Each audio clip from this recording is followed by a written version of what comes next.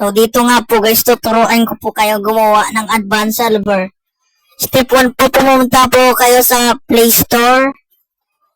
Then, pindutin nyo po yung search button. Tapos, search nyo po, tap. Search nyo na po, tap. Tapos, then, install nyo po yung tap. Sa akin po kasi na-install ko na. Pag na-install nyo na po yan,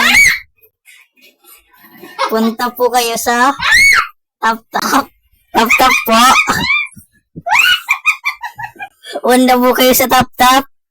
Tapos po, search nyo po dito, Mobile Legend po. Mobile Legend. Mobile Legend. Beta. Search nyo lang po Mobile Legend Beta.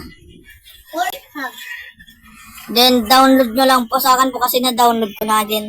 Open nyo lang po yung ginawa nyo pong advanced server.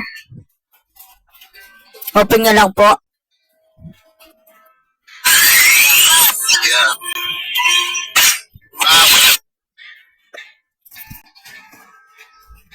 Ito nga pala yun, advanced server ako. Naging po kasing dalawang ML kapag hindi mo na po kailangan palang i-delete yung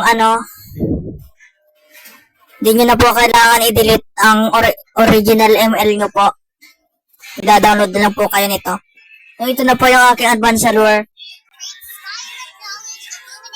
Makikita nyo po.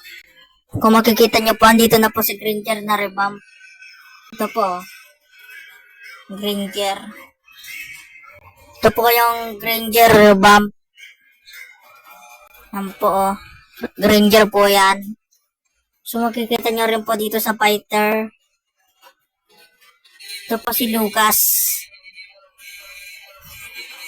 Makikita nyo po. Ayan po si Lucas. Bagong hero. So, ganyan lang po kadali kumuha ng advanced server. At din po, bibigyan na rin po kayo dito ni Munto na napakaraming mga diamond. Kaya, gumawa na rin po kayo. Tap lang po Search mo lang nyo po sa tap. Advanced server.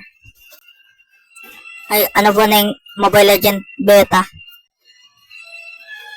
Dito na po natin tatapusin na video. I-like, subscribe nyo po kung hindi po kayo nakapalo sa aking page. Baka naman.